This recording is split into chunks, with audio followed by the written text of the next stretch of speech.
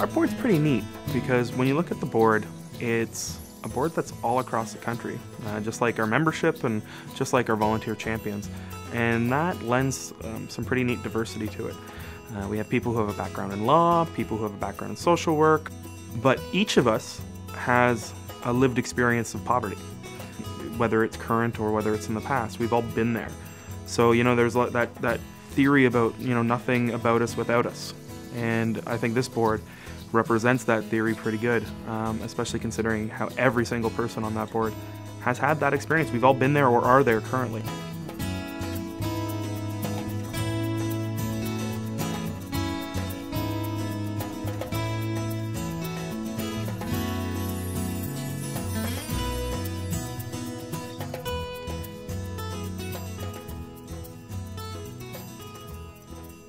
Well, my name is Geraldine King. I'm currently the president of Canada Without Poverty. I'm also a full-time university student and a full-time mother and a full-time volunteer.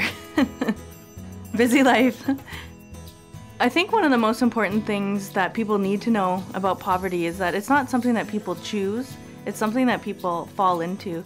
And there's a number of reasons why people fall into those areas of poverty. And what I like to say is that, when a child, you ask them what they want to be when they grow up, I don't think there's ever been a time where someone says, I want to be poor, I want to be on the streets, I want to be homeless, I want to be working 2 jobs but still being 1 paycheck away from bankruptcy. So I think that's really critical for Canadians and the general public to know that it's not just a certain part of the population that succumbs to poverty. It could be anyone at any time.